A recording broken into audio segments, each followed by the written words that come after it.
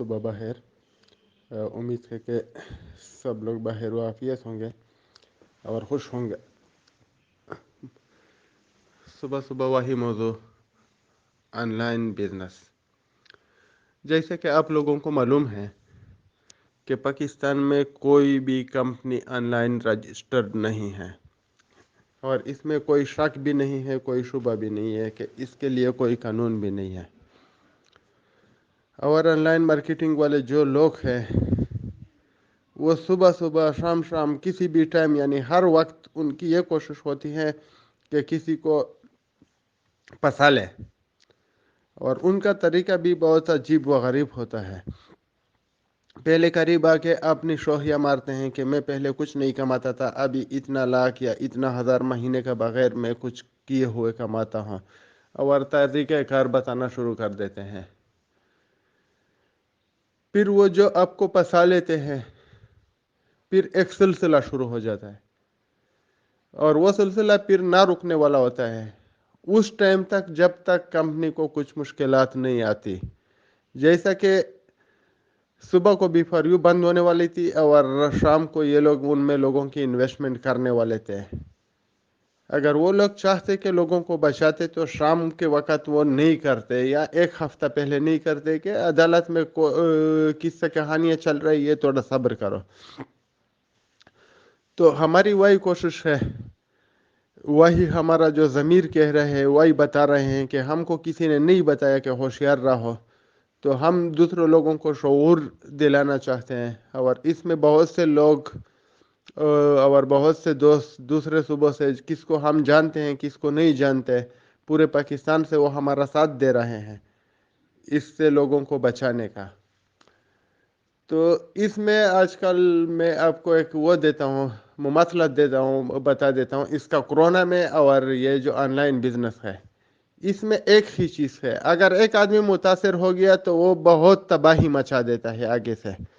جیسا کہ ایک آدمی کو کورونا ہو جاتا ہے, وہ گھر میں آ جاتا ہے تو دوسرے کو بھی اس سے انفیکشن ہو ہی جاتا ہے, لیکن وہ ایک اللہ کی طرف سے وبا ہے, اس میں آدمی ذمہ دار نہیں ہوتا ہے. ہاں اس کی یہ ذمہ داری ہے کہ اگر وہ ماسک لگا کے یا پروٹیکشن کر کے حفاظتی تدابیر کے ساتھ باہر نکلا ہوتا تو وہ گھر میں نہیں آتا اور اس کے گھر میں کسی کو کورونا نہیں ہوتی. لیکن اگر وہ کورونا کا جو وائرس ہے وہ لے کر آتے ہیں تو جتنے بھی گھر والے باہر نکلتے ہیں وہ سب ایٹم بم بن جاتے ہیں, اور جو اس کے سامنے آ جاتا ہے تو وہ کورونا کا شکار ہو سکتا ہے.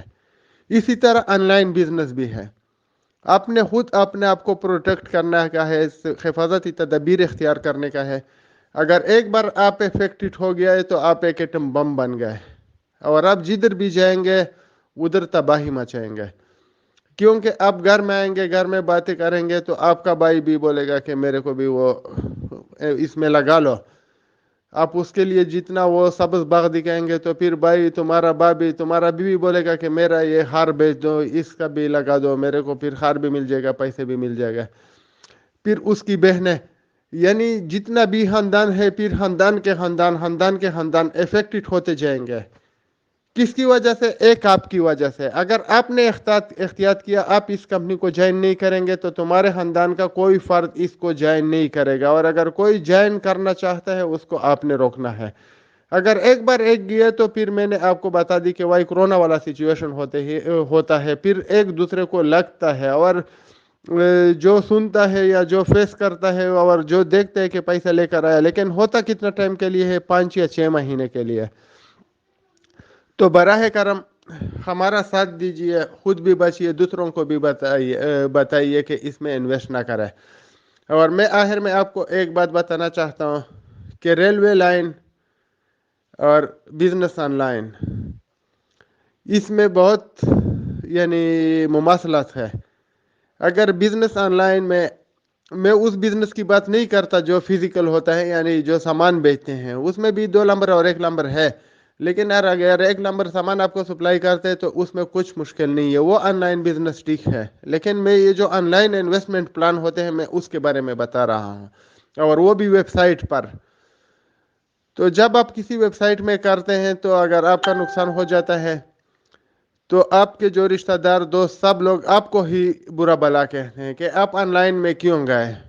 क्योंकि इसमें नहीं जाना चाहिए था। कितने नुकसान हो गए हैं, और ये हो गया वो हो गया, किसी का पूरा नहीं होता है, केस दर्ज करना मुश्किल होता है, बहुत से तकलीफ होते हैं, प्रॉब्लम आते हैं। इसी तरह रेलवे लाइन का भी है। अगर आप रेलवे लाइन क्रॉस करते हैं और आपको रेल टोकर मार देता है, आप मार जाते हैं, उधर मरना ही होता है। ऑनलाइन में पैसा डूबना लाजमी है, और ट्रेन के टक्कर से जैसा मारना जरूरी है।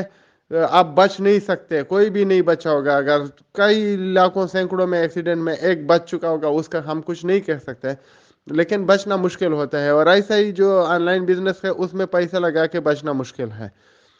तो दोनों सूरतों में जब आपका नुकसान हो जाता है, तो आपको लोग बोलेंगे कि आप रेलवे ट्रैक पे किया कर रहे थे, यानी रेलवे लाइन में आप क्यों गए, उस दिन आपको जाना ही नहीं चाहिए था। और जब ऑनलाइन में नुकसान करते हैं, तो वो भी आपको बोलते हैं कि आपको इसमें जाना ही नहीं चाहिए था।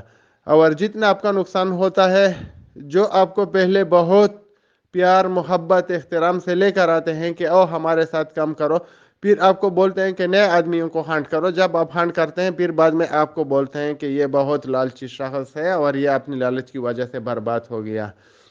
तो बरए मेहरबान, इससे पहले कि कोई आपको लालची का है, या आपको कोई खुद गरज का है, आपका नुकसान भी हो जाए और लालची भी बन जाए, इससे पहले एहतियात कीजिए। अपने आप को भी बचाइए और दूसरों को भी बचाइए। आप इस जंग में हमारा हिस्सा बनिए। और ये हमारा जो जंग है ऑनलाइन वाले लुटेरे के खिलाफ, जब तक ये कंपनियां लीगलाइज नहीं होती, रजिस्टर नहीं होती, उस टाइम तक जारी रहेगा। और ये एक ज़िले का, जैसे मैं बार बार बोलता हूँ, या एक सूबे का या एक इलाके की बात नहीं है, ये पूरे पाकिस्तान की है। और पूरे पाकिस्तान को हमने बचाना है। और ये एक आदमी का काम भी नहीं है, ये हमने मिलकर करना है। शुक्रिया, वस्सलाम।